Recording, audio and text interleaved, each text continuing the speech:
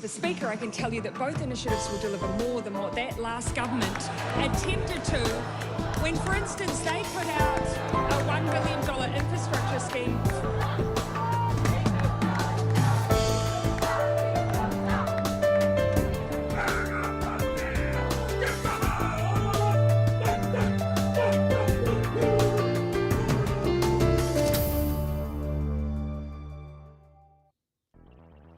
Tēnā koutou, I'm Selwyn Manning and welcome to A View from Afar. And today, political scientist Paul Buchanan and I will analyse the hostilities and the pathways ahead for Taiwan, China, the Asia-Pacific nations and the United States of America. In this podcast, we will examine why hostilities have intensified, what defence and pre-emptive security moves have been actioned, what we will all and should expect in the next period, including the impact on Asia-Pacific nations' foreign policies, and what the short, medium and long-term consequences of these tensions will be. Now there's a lot to unpack here, so let's cross to Paul Buchanan, who is waiting online to join us and to help unpack all of these issues. But before we do, if you are joining us via Facebook or YouTube, feel free to make comments and to lodge questions, and if you do so, your interaction, remember, may be included in this program. So let's just cross to Paul and we'll get this show on the road. Good afternoon, tēnā koe, Paul Eho. How are you doing? I'm doing very well. Kia ora, Selwyn. I feel like I'm reuniting with a long-lost brother here after years of being lost in the wilderness. Yeah, it's been some time, some weeks going back to June since we last appeared, isn't it? Indeed. But it's great to see you. And, I'm glad we've been able to get back on. And apologies to the audience that we had to take a break. But, sometimes those things are all for the good. And so we're back and ready for more. Yeah, we're back and ready for more. What a good way. So let's look at some of the first questions that we use to structure this program here. And let's start out, Paul. I'll open it right up to you with what to expect from this deterioration of China and Taiwan relations. Now, I guess, Paul, with that question, we've got an understanding, the audience has got an understanding of where we have come to with respect to Taiwan and China. But Paul, what should we expect from here on in the short, medium and long term? Well, it certainly is going to sharpen certainly the rhetoric, but it could sharpen the differences between Taiwan by itself and then the coalition of nations that support Taiwan against the Chinese. And where that can lead to, there's very few good options or positives with this sharpening of tensions, but it will also may be a defining moment in that as we move forward, countries in Southeast Asia, those who are most likely to be impacted by any conflict should it occur, they can see now what the future holds. I mean, if the Chinese are prepared to do these sort of exercises, and I'll say a little bit about the impact of these exercises, it's time to put up or shut up. Now, the put up side may mean that some nations decide they're going to stay out of it. They're not going to get dragged in to a U.S.-led defense of Taiwan. I'm not saying the U.S. is going to, put warships and start a war with China, but things are going to ratchet up. And it's interesting because last week we had our prime minister actually talk a little bit more softly about the PRC So this after is Jacinda Ardern, isn't it? The New Zealand Prime Jacinda Minister. Ardern. She softened her tone. New Zealand's increasingly adopted a harder stance with regards to PRC provocations and its international behavior. Again, the Solomon Islands deal, its attempt to get the Pacific Island Forum to agree to some arrangement. But this one was softer. And I think, yeah, see, there's trouble within countries like New Zealand or Singapore or the Philippines, in that you can see what the Chinese are doing, but you're not entirely sure at this point that you need to be dragged into it. Because if there is a conflict of any sort that involves military assets between the PRC and Taiwan, New Zealand's going to have to come in on the side of the US led Western alliance in defense of Taiwan, not just Western. And even from the point of view of human rights and values and independent foreign policy, which some of these countries, including underscore New Zealand in this respect, putting that to side just for a moment, from the point of view of trade dependency, the economies of those countries will be destroyed immediately if that eventuates, isn't it? Yeah. Now let me point out something, because I find this very interesting. And again, if listeners don't, the quarrel between the quarrel between Taiwan and the People's Republic of China is a quarrel between Han Chinese. That is to say, the descendants of Chiang Kai-shek's regime, the Kuomintang regime, are Han, by and large. And 83, I think, more than 85% of the population of Taiwan is Han Chinese. However, the Formosans, the native indigenous people of what is now known as Taiwan, constitute only 2.3% of the entire population of 24 million. They have been oppressed for centuries. They have been occupied not only by Han Chinese, but by the Japanese, especially in the 50 years prior to the end of World War II. So you never hear about indigenous voices in the dispute between the PRC and Taiwan. They've been completely obliterated and silenced. And I think they're on human rights grounds, on on the idea that indigenous people, have a voice. New Zealand's got only one place to side with, even though if you talk to indigenous Formosans, they'll tell you that on the Taiwanese side, the Han Chinese are much better than the guys on the mainland. Now, this dispute is about who's the real China. And you brought up something during the week that I found fascinating. People may think this is farcical, but Taiwan lays claim to the entire territory of the People's Republic of China, including Mongolia. This is now, Article 4 of the Republic of China's Constitution, yeah? Yeah. And it's a leftover from the 1949 situation. This is something that was brought to my attention in a sharp way from a good friend, academic Keith Rankin. And he's a historical economist. And he raised this, Paul. So I just wanted to get Keith's name in there. He's meant to be respected in such things as history like this. Oh, no, I have a high regard for Keith, and I thank him for bringing this in, because it stirred our thought. And it seems laughable on the first of it. A little island place would claim this continental-sized country, but it's about competing sovereignty. When Chiang Kai-shek fled and created the Republic of China, now known as Taiwan, he said he was the legitimate ruler of China, and until he was displaced by the revolution, he was recognized by most of the world in the immediate aftermath of World War II. Then there was the revolution, and the revolution pushed Chiang Kai-shek and his followers out. The only place to go without getting killed was to get off to Taiwan. So they established, if you will, a government in exile, but it claimed authority over the entire Chinese mainland. Obviously enough, years have gone by. The claim does seem farcical on it, but it opens space for the possibility of a two-state solution. The Chinese won't have a bar of it. They say they control the whole thing. And again, ask the Formosans about that. I saw a wonderful little documentary on Maori TV down here. For those who are not in New Zealand, we have a Maori television, which is extraordinarily good on these type of things. They focused on Formosans, and the Formosans. The thing that stuck with me was they were speaking to a female Formosan academic, and she said, "We are not Chinese. We are not. We're a mixture of Asian and Polynesian. We are not Chinese. They don't even look like mainland Chinese, Han Chinese." And I thought, man, this is we need to see more of this. Yeah, Native when they were as a peoples, for example, when they were under the control of Japan prior to the end of World War II, the common language of the Formosans was a form of Japanese, wasn't it? So they're defining the difference. Why we raised that Article 4, I just want to get back to that, Paul, was a situation where it's a grey area. And if we know anything about constitutions, grey areas that are left up to interpretation can be problematic, particularly when you've got hostilities between two very, very determined nations.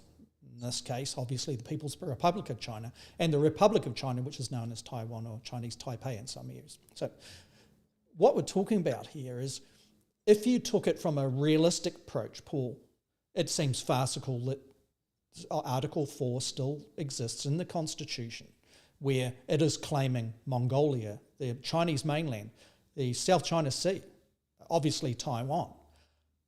But from a legal point of view, it's still on the books. In the Constitution, we've gone through this to the audience. Paul and I have gone through the Constitution this week.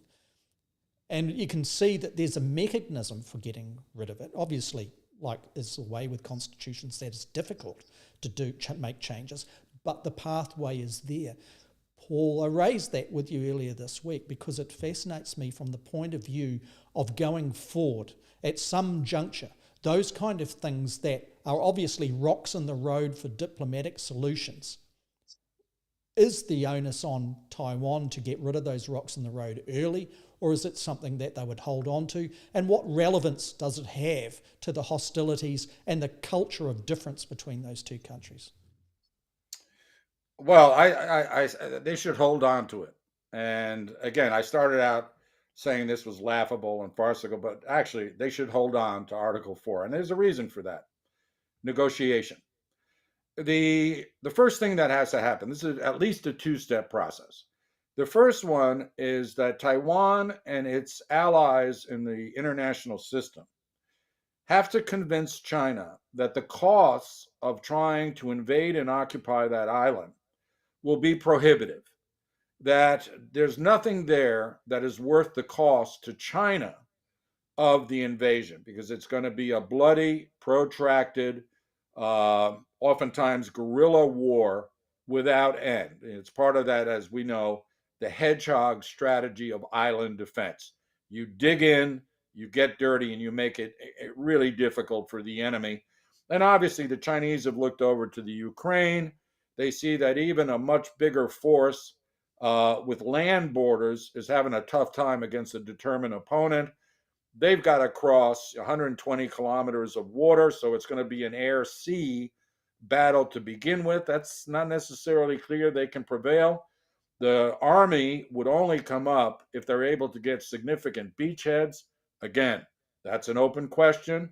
That depends on the support offered to Taiwan, as well as the resoluteness of the Taiwanese. But if Taiwan is able to raise the costs, and a lot of strategic analysts think they can, then you bring in Article 4 and you say to the Chinese, here's what we'll do. We will renounce our claims on the mainland in exchange for your recognition of our independence. And our independence has nothing to do with the quarrels amongst Han Chinese.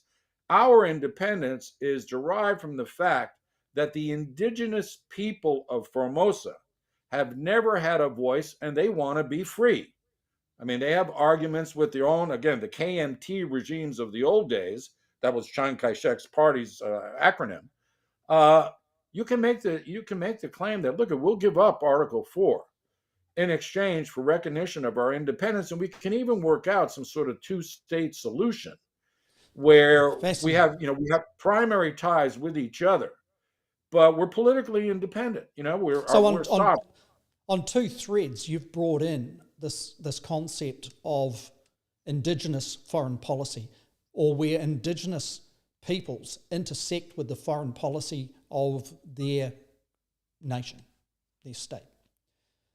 We've got some interesting events that have taken place in New Zealand, and exactly in this space, with Nanaia Mahuta, who is New Zealand's Minister of Foreign Affairs, who is from a very prestigious family, the Mahuta line, the royalty line of Māoridom in New Zealand. And there's been some changes that she's brought in, almost like a cultural expression of foreign policy. These things that you're raising there with respect to Taiwan, it seems like New Zealand has got its place from being an illustrative counterpart in some way, should Taiwan choose to develop that voice if it's in its own broader national interests. Paul, can you speak to that point briefly, and then we move on to the security apparatus and what's happening there? Yeah, I'll make it really brief. Now, let's first remember that there is a line of thought among historical demographers that Maori and the indigenous Taiwanese, the Formosans, have a common lineage, a seafaring lineage, and that competes with the idea that Maori have come from Hawaii, Maori have come from Rapa Nui, Eastern Island, but it's part of a mix of historical interpretations of what the origins of Maoridom have been. And Taiwan's in that mix. And in fact, again, the show that I was talking about earlier, they make mention of that repeatedly, the common ties, even in some cases, linguistic ties between Te Reo Maori and the variety of Formosan languages. So there's commonality there. I think what's happened, Selwyn, is, I spent a lot of time reading. I come out of an academic international relations type background. There was a moment in time where feminist international relations theory was really big. And the idea was that feminists were going to change the world of foreign policy making, that the world would become a better place because women were involved more and more in what used to be a male-dominated policy area, still is a male-dominated policy area. And those aspirations did not come to fruition. But over the years, I've thought, one of the voices we don't hear, much like we didn't hear from women back in the day, are from indigenous people. And I, having been raised in Latin America, I think of the Mapuche in Chile, the Araucanos in Argentina and other places. Of course, Bolivia is an indigenous country. And I thought, bringing their voices into the mix might be helpful. And here's where it's crystallized under this Labour government in New Zealand, and why it's germane to the dispute between Taiwan and the PRC. Minister Mahuta has talked about bringing Maori values into the foreign policy apparatus. And as you well know, the foreign policy apparatus of New Zealand has traditionally been Pākehā males, post-colonial types. And what's crystallizing is a view that foreign policy making should be based on consensus building. So these are Pacifica values as well as Maori values, that you start from areas of commonality and then you broaden out into the areas of difference, but you establish the basis of trust, transparency on those commonalities, instead of the European approach, which is start with the areas of difference and then try to find some areas of commonality, which often can get conflictual, it can get rancorous, and it can produce nothing. Even if it's symbolic, this is an important shift. I mean, this is actually trying to bring indigenous perspectives on conflict resolution into a world traditionally dominated by, again, colonial and post-colonial elites. And I'll just jump in there for one element of it, is that with respect to New Zealand and People's Republic of China's relationship, we've seen that it works. We've seen a vast difference of finding a common ground between them, and even mythology and cultural alignments of commonality seem to work within the foreign affairs space. In the first instance with Nanaia Mahuta, when she was hardly had her legs under the desk in the foreign policy desk, And she was ridiculed for her initial speech to the Chinese in exactly this way, but it works. If you look across the ditch, across the Tasman Sea to Australia, which is still dominated by an Anglo-Saxon type of approach to foreign policy, the Chinese conflict with this. So that's why I was interested in drawing out, your definitions of what has happened here, how there is opportunity for Taiwan perhaps to develop those same kind of ways. And I'm not being naive here, but if you are building trust at the front end of negotiations as opposed to focusing on the differences, and then once the trust has been established, then anything is possible. Now, that's probably at the very best medium term and long term. Paul, what is the short-term expectations of what you are seeing in the realistic hostility dynamic that we are witnessing here? What are the triggers that have brought it to this point? What is the self-interest for the hostile partners in this particular potential conflict of advancing this option? And where is it leading to in the short, medium term, Paul? Well, if we're to believe both Chinese as well as Western analysts and the Taiwanese analysts as well, where we have the distinct possibility of entering into what is considered the new normal. And the new normal is where China imposes its will on Taiwan to the point that the Taiwanese give up their aspirations for independence. They may accept the one state, two systems process, but of course the Taiwanese have seen the example of Hong Kong and are a little wary of fully accepting that proposition. Now, I think that our listeners need to understand what the real import of these exercises were, right? So the real quick syllogy is Nancy Pelosi, third in line to the command of the United States after the vice president and the president. She goes to Taiwan against Chinese objections. She's a well-known China basher. She's a hawk when it comes to China. She unfurled a banner in Tiananmen Square 20 years ago. She's not liked by the Chinese, to say the least. So she goes, and the Chinese see this as a gross provocation. And they respond with the biggest exercises that they've done in at least 2 decades, probably back to 1996. That was the last massive exercises that they held, and they're a lot better at what they do militarily than they were back then. It goes on for 5 days. And here's what many people don't realize is when you conduct massive military, air, sea, land exercises of that magnitude, all commercial air traffic, all commercial maritime operations are suspended in the theater of operations of that exercise. Well, that theater was the area surrounding Taiwan. It was like a siege in a way. It was a de facto blockade. Yeah. Nothing could get in and out by air or sea while this stuff was going on. And that is the significant part because the Chinese can do this at will. It's like turning on and off a tap. They get annoyed. They go, we don't have to go to war. What we're going to do is we're going to shut down all trade between Taiwan, physical trade between Taiwan and anywhere else for 5 days, 7 days, 30 days. I mean, no commercial operator who has any rational thought is going to fly or steam into the middle of a live fire exercise zone. They're not going to do it. Now, you mentioned in a private aside earlier that maybe there would be a Berlin airlift scenario. Well, I agree. It could be. That's very fraught. I mean, it's dangerous. Yeah.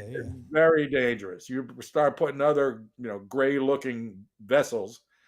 The only ones I think who would do it, and then even then, would be the Americans. But that would be so escalatory. I mean, I'm just like, okay, this could get pretty crazy here. But it could be a test of whether or not the Chinese exercises are a bluff. Remember, just remember this. For all its faults, the U.S. military is a fighting military. Okay, these guys got a lot of experience in killing other people. Again, for better or for worse. The Chinese have no experience in recent years with fighting a peer military. They're building up to it. They can repress their own people.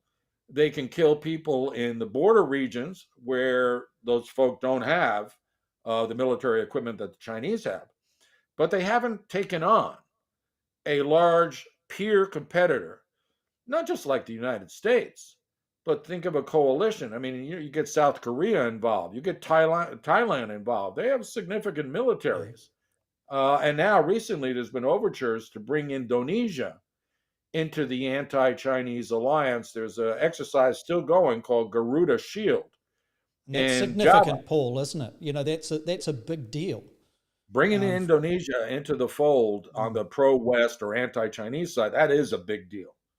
And so this is all, I'm saying all of this because this is what the near future holds. The Chinese have made a very good point, I think a very good point from their perspective, that they can isolate Taiwan at will. They can't. They don't need to invade. This is the point of what you're saying, isn't it? They don't need to invade. Just encircle the country, create a blockade of sorts. And in the current configuration, I say current, it doesn't escalate it. That maintains the status quo of what we're witnessing in the last week. That maintains something that you raised earlier on before we came on air, a new normal. Well, that's what everybody's worried about. And I say everybody on the anti-China side. The Chinese want this new normal. Now, let's remember, they did not cut off Taiwan electronically. There was some hacking. There was some chaff, as it's called, on Taiwanese computer systems. But financial transactions continued unimpeded. A full non-physical war would involve telecommunications, computing. I mean, they would go after the Taiwanese computing, and then yes, they would bring them down. And they didn't do this instant. So they're leaving the possibility, I won't say of compromise, but of negotiating the limits of the relationship. And it remains again an open question as to whether the Taiwanese will bow to this Chinese pressure. And that in turn depends a lot on the amount of support that they get from other countries. And I think other countries, if you subscribe to the idea that international law and norms should be upheld, then the Chinese are playing pretty loose with those standards.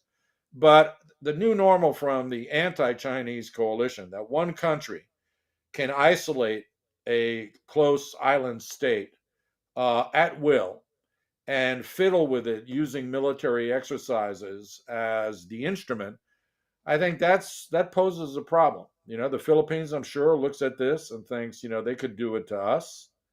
Again, a lot of those Southeast Asian states, particularly those in more close proximity to China, can say, this could be problematic. And that island building project now, it weighs more heavily because you can stage exercises around those islands.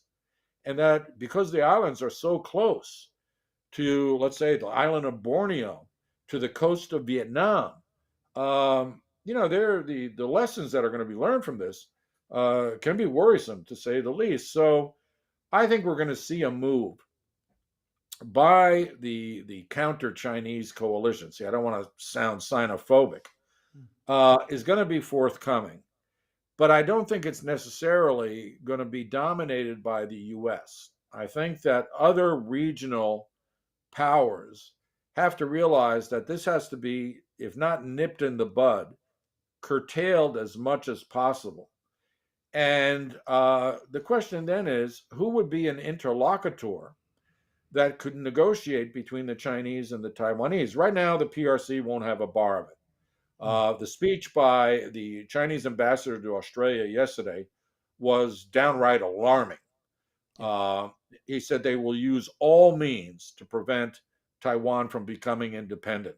I mean, he was not mincing words. It was scary, to be honest with you, from my perspective. But I think getting my original point, if the Taiwanese can just demonstrate to the mainland the amount of resolve and support that they have that will make any venture against them, again, prohibitively costly, then they open space for a negotiation that could be marshaled along the lines about Article 4.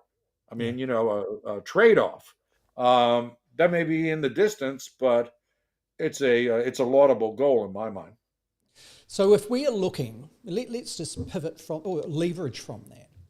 If we're looking, for example, at this situation that you've detailed here and defined it within, sorry, I'll just back up a little bit.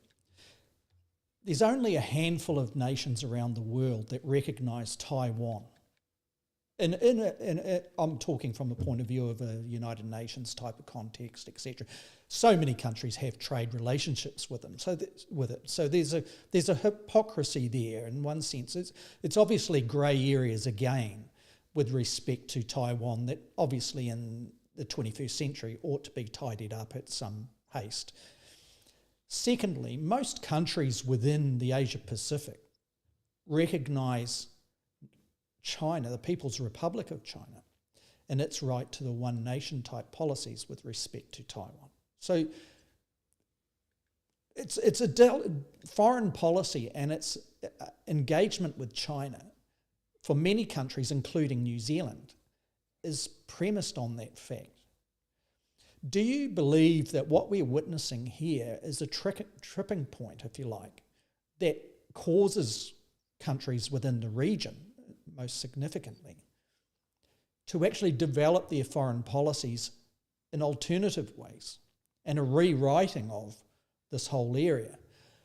If so, does that mean that if they do so too early, it creates leverage toward further hostilities?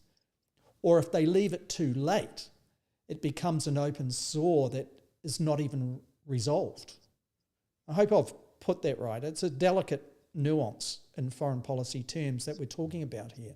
Paul, I'll put it over to you in that context. Okay, and I'll add a little more complication to the deal by doing so. Let's start out with this. Although only 6 or 7 countries recognize Taiwan diplomatically as an independent state, but again, a state with that Article 4, a state that makes claims on the mainland. Taiwan is the 11th biggest economy in the world. So there's words and deeds. And in terms of deeds, the world trades with Taiwan as an independent operator. That was unlike the position of Hong Kong after devolution. It was always understood Hong Kong was a different system, but it was part of China. And so the premise for that trade, the premise for dealing with Taiwan, even though not dealing with it diplomatically, was that mainland China would recognize that Taiwan was a different system. That yes, you could consider Taiwan to be part of the PRC, but that it operated under different rules. And what's interesting is even with the suppression of indigenous voices in Taiwan, Taiwan is the most liberal democracy in Asia, more liberal than Japan, more liberal than South Korea, more liberal than the Philippines, more liberal than Indonesia. And so many countries assumed that China would honor the deal, where even though it was recognized as the diplomatic representative of Taiwan as well as the mainland provinces, that it would respect Taiwanese autonomy in the political sphere. And then they could get on trading. I mean, the PRC is Taiwan's biggest trading partner. Yeah. And so China, quite frankly, has reneged on that deal. And this is where the complication is. 2 things have come to the fore. First of all, the Chinese got away with annexing Hong Kong. For all the bluster, for the sacrifice of the dissidents in Hong Kong has now been absorbed 20 some odd years before it was supposed to eventually return politically to the Chinese mainland. It's been absorbed by force. Let's not kid ourselves. This was done under duress, and they got away with it. They're now emboldened by that. And what do we have this year? We have the 75th anniversary Congress of the Communist Party, a Congress in which President Jinping Xi is going to go for a third term, unprecedented in the revolutionary era. He has many things to demonstrate why he should get that third term, but he's got a problem. The pandemic has not gone away.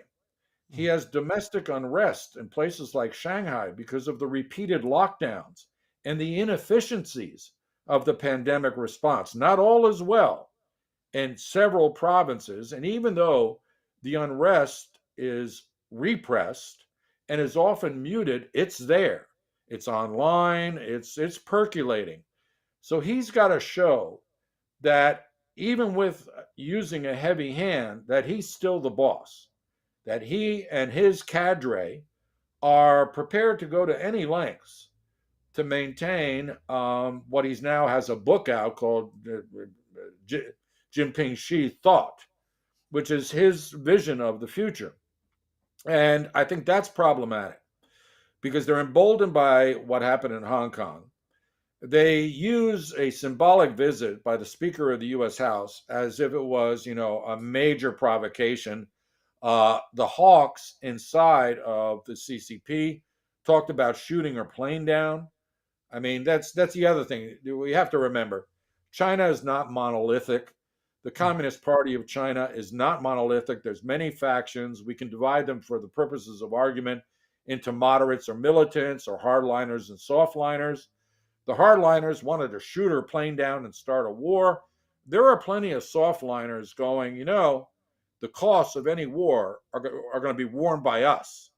We may be able to, firebomb Taiwan, but we're not going to come out of this better.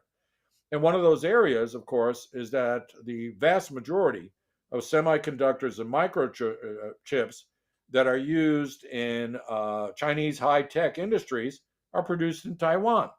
Yeah. So is it any chance, for example, that Joe Biden announced this week a significant package that goes 4 decades with intent relating to the manufacture and the stateside elements of microchips and semiconductors? So you're talking the new oil in this respect with respect to Taiwan, aren't you? That it becomes a significant component of the prosperous aspirations of many in the West. I'm talking nations here. So therefore it becomes a potential flashpoint. Leads me to the thing, you've talked very eloquently there that it's not a monolithic state, the People's Republic of China, that there are many, and any global power would likely fit into that definition. So if we look at the United States, for example, and we talk about all sorts of issues relating to the United States, instability at the political level, the administrative level, etc., we all know that narrative and that realisation. With respect to the United States' intentions, and probably going back to the beginning of the Trump era, I would say, of moving as a strategic power once again into the Pacific and Indo-Pacific regions, is the United States' presence in this part of the world a hindrance or a help from the point of view of the intensifying hostilities with respect to the other global power that is asserting itself at least as equal to the United States? Well, it depends on your perspective. The U.S. continued presence, military presence in particular, is seen by the Chinese as a hindrance.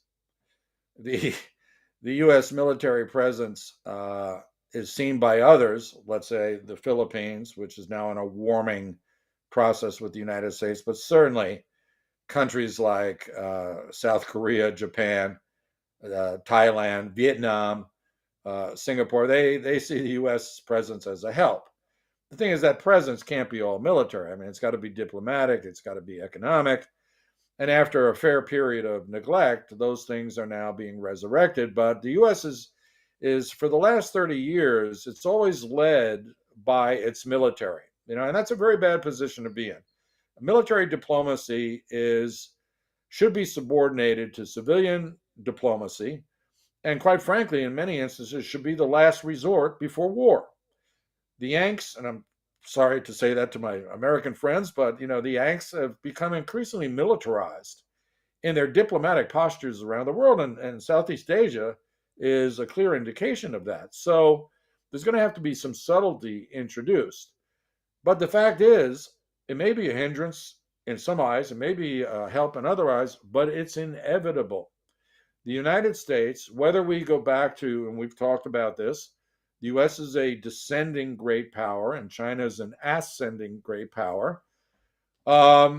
Just the dynamics of that relationship mean that the United States will try to cling to its presence in Southeast Asia. And in the measure that it doesn't have other conflicts in other regions, it can then reposition a greater number of assets in order to counter what is, quite frankly, Chinese military expansionism in the Western Pacific. That doesn't augur well for the peace and tranquility of the Western Pacific Rim. But it's inevitable in my mind. The Americans are coming back. They are welcomed by many of China's neighbors. And I think the idea here is what I said about raising the cost, but on grand scale. Make it clear to the Chinese that they are recognized as certainly a regional military power, certainly as a global economic power, but that's it. They're not going to become a superpower hegemon the way the US was after the Cold War and before 9/11. Those days are over. No one's going to get that position in the emerging world system. And that, I think, Selwyn, is ironic. The talk now, based on the conflict with Taiwan, is on the new normal. But you and I have talked about the new normal, but using different words. The post-pandemic era. The new normal is not just confined to what happens between the PRC and Taiwan. The new normal began with the pandemic. Things will not be the same on any level. Yeah, we saw the advent of a 21st century version of Keynesian economics. And then we see as it transitions back to some sort of co-relationship between private and public stimulus. We see the problems that are existing economically globally with respect to the pressure points. Yeah, so there's a new normal that is occurring, but the solutions to that normal on both the flashpoints, the conflict zones, economics, and provisions, and I'd say productivity as well, from the point of view of the new economies that are coming out of the tech zones.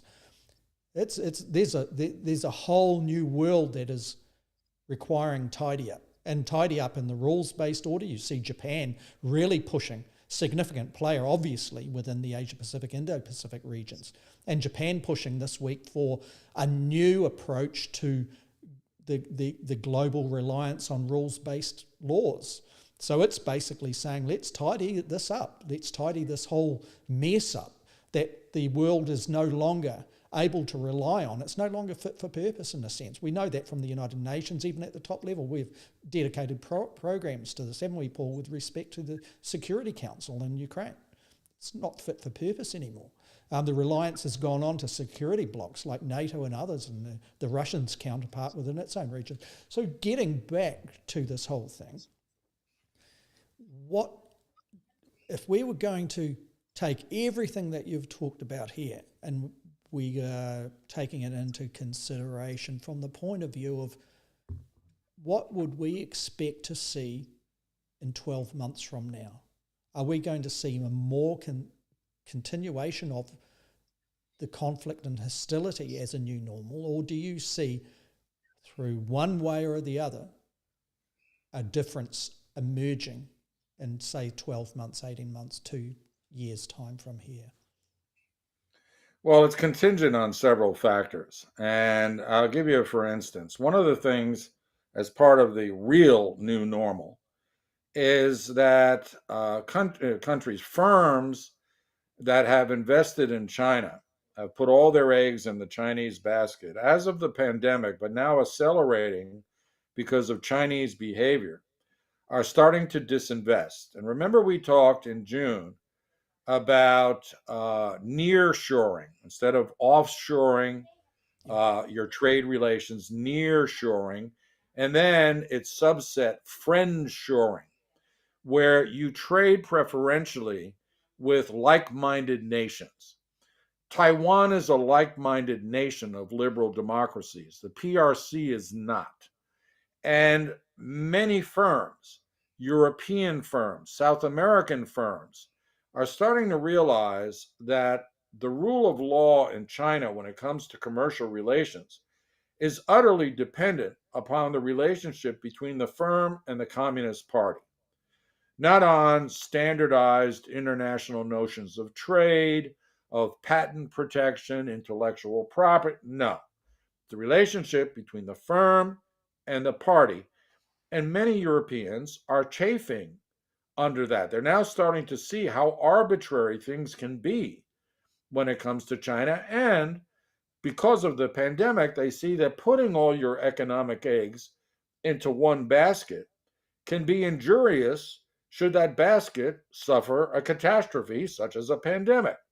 So we're now starting to see a move away from China, and that's one of the critical factors is over the next 12 months, because of Chinese belligerency towards Taiwan, as well as all the post-pandemic structural changes and reforms that need to be made, you may see capital outflows from China that's going to debilitate them economically. Their growth is going to slow down. I'm not saying that they're going to, be ground into the ground, but they're going to slow down, which means they can not sustain not only their internal development, but their military development. Something's got to give.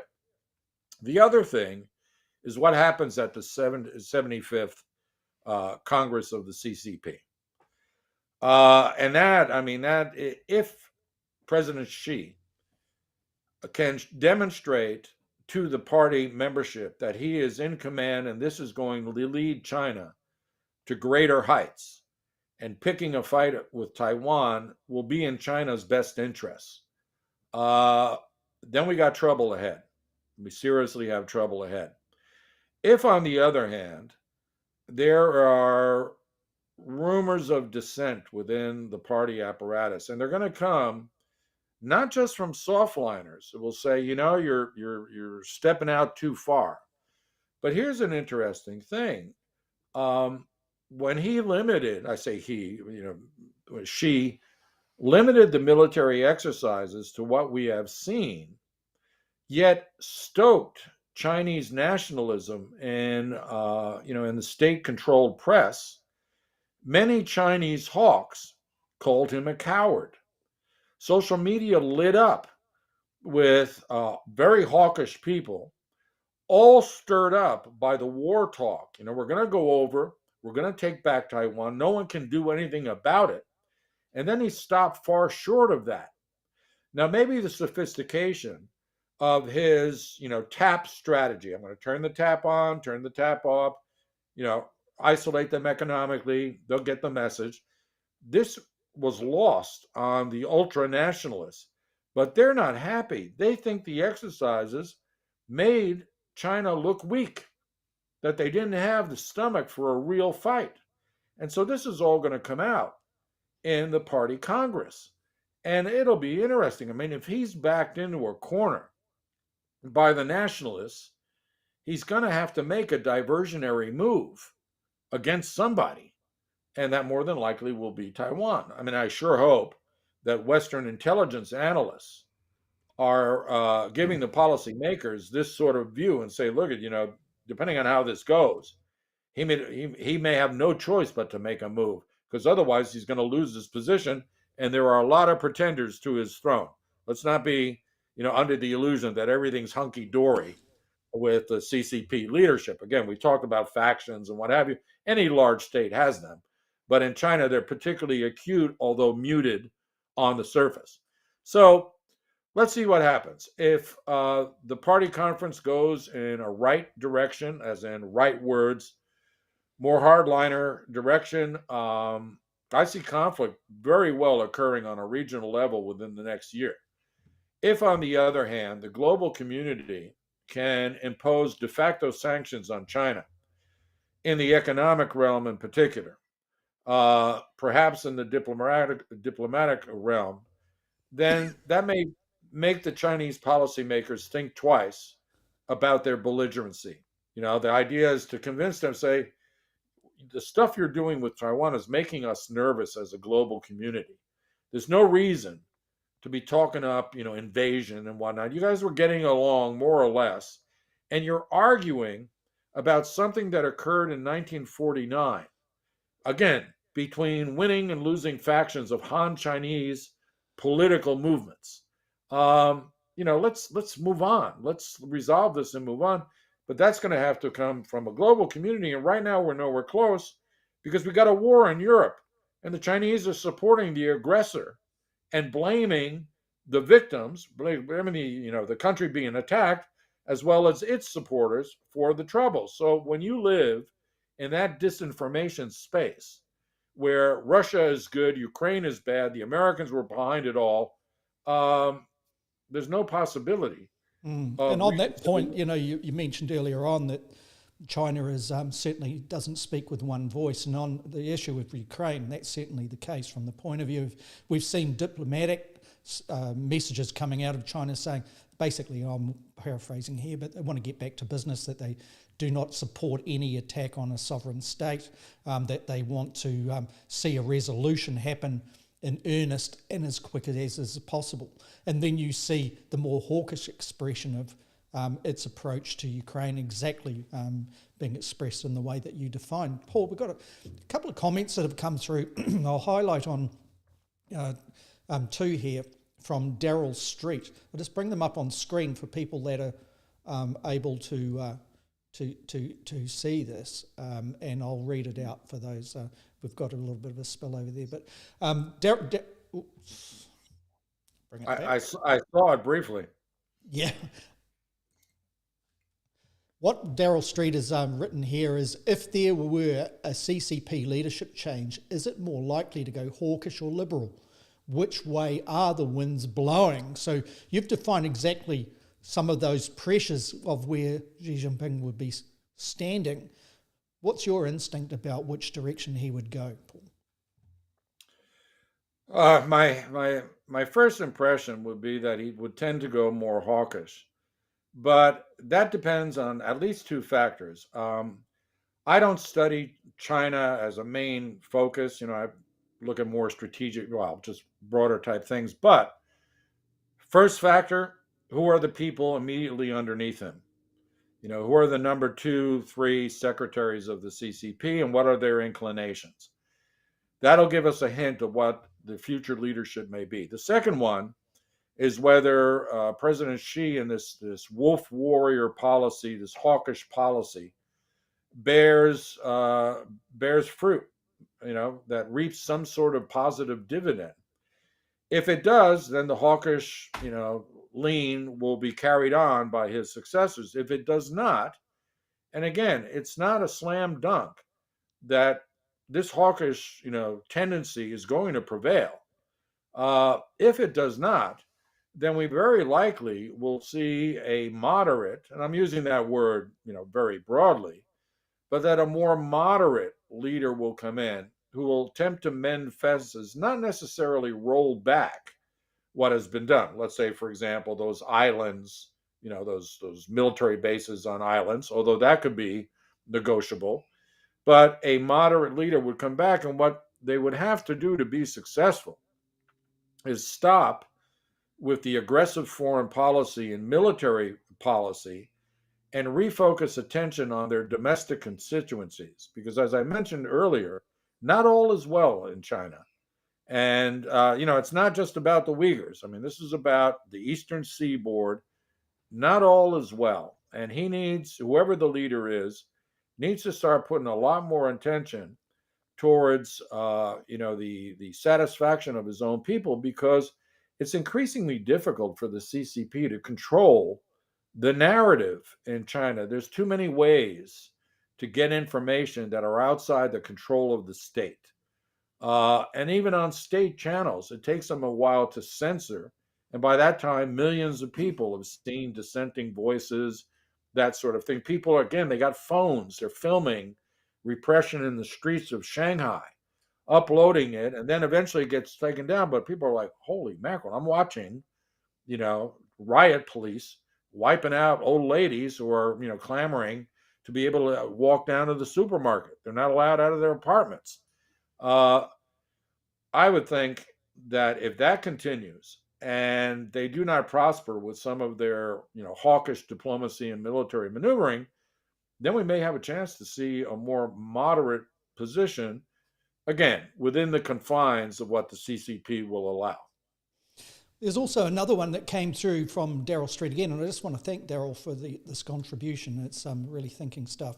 And it's with respect to what we were talking about halfway through this episode with the Western support, that's the anomaly, if you like, or some would say hypocrisy or lack of clarity around the engagement intent of Western-leaning countries or liberal democracy countries recognising China but not recognising Taiwan. It's in that frame that we were talking about. Now, Daryl Street raises here and he says, how many countries would have full relations with Taiwan if China did not exert political, economic pressure to prevent relations? And Taiwan, and he adds on top of that question a comment, Taiwan has been blocked from having diplomatic relations due to the CCP's political will. So he gives his opinion on the basis of that. Paul, getting back to the question, what do you make of that? Well, I think a lot more countries would have relations with Taiwan. I mean, it would be a relatively, simple proposition, but, Daryl's absolutely right. China used a combination of what we call inducements and constraints, carrots and sticks, for lack of a better phrase. A lot of economic incentives. Let's say we've seen it down here in the South Pacific for island states to switch their allegiance. Again, the Solomons. The Solomons switched allegiance, diplomatic relations with Taiwan to China in 2019. And now they're being rewarded by the Chinese. China is the biggest investor in the Solomons now. They've got this new security deal. I mean, that's the carrot part. The stick part is if you don't bend to their will on this diplomatic front, they'll cut you off. And if you're a country in Africa with the Belt and Road Initiative, where you've seen Kenya's just had elections, they're massively in debt to China. I think their debt to China, if I don't quote me on these figures, but the total GDP of Kenya is like 140 billion. Something like 73 billion is owed to the Chinese for infrastructure projects that have not been completed. They got a railroad to nowhere that has become a major environmental disaster. And so China now puts the screws to them. That's that debt diplomacy. Yeah. And we've seen the United States' Secretary of State, Blinken, making efforts to basically tour African states on exactly this premise, and obviously is working out a policy response from the United States' interests on such things. Yeah, although I tend to think, when the U.S. gets involved in, sub-Saharan Africa, South America, Central Asia, it's too little too late. That horse is bolted. You neglected it in favor of the Middle East, in favor, of other quarrels, because again, the Americans. It goes back to the Kennedy days. JFK, for example, made great, reaches into Africa, into conflict zones, looking for solutions. As soon as he was gone, even with the same party in the administration, but under LBJ, a totally different kettle of fish, wasn't Exactly. Well, I remember the Alliance for Progress in Latin America. That's when the Peace Corps got started. And the Alliance for Progress was basically a developmental project funded by the U.S. for Latin America. And you're absolutely right. As soon as LBJ came to power, it got, it died on the vine. That's how they did it. But here's a thought, Selwyn. You and I have talked in the past about microlateralism, mini-lateralism, and of course, being here in New Zealand, we've talked a lot about the role of small states. Independent foreign policy, liberal democracy as a value in foreign policy.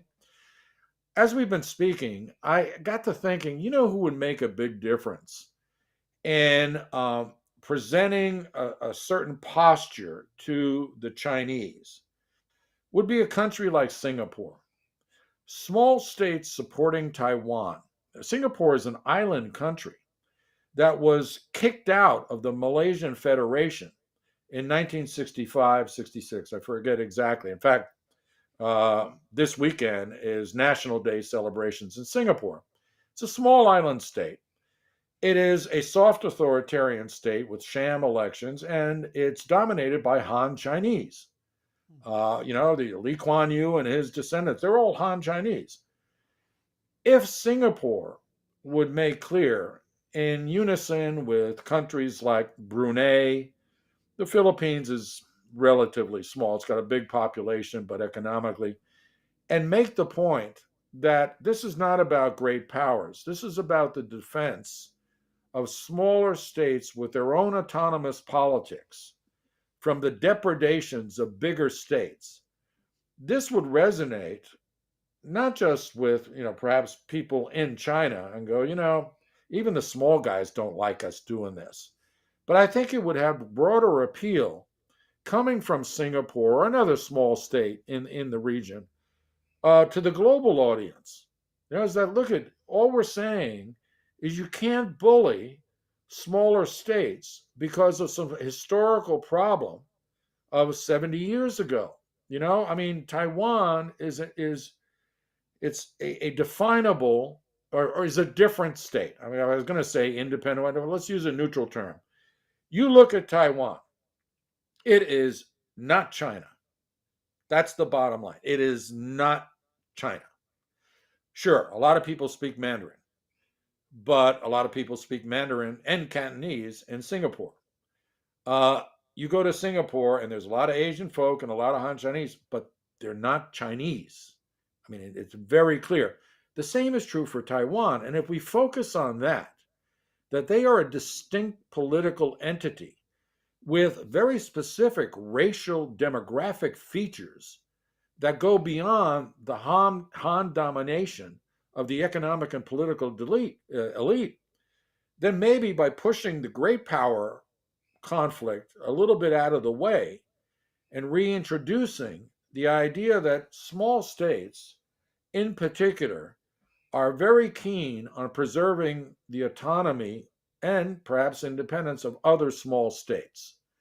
It may not sway the hardliners in the CCP, but it certainly might have an impact on Chinese diplomats who are, they may look at this and go, we curried a lot of favor with our Belt and Road Initiative in the early days, with our so-called dollar diplomacy or checkbook diplomacy, but we're losing friends. We don't have a lot of allies, quite frankly. If you look, North Korea is an ally.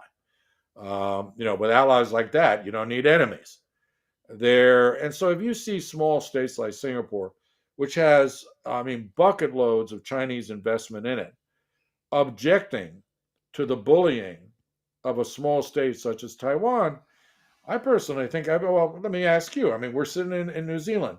Would you rather hear it from the United States, or would you rather hear it from another small state that the actions vis-a-vis Taiwan are not on?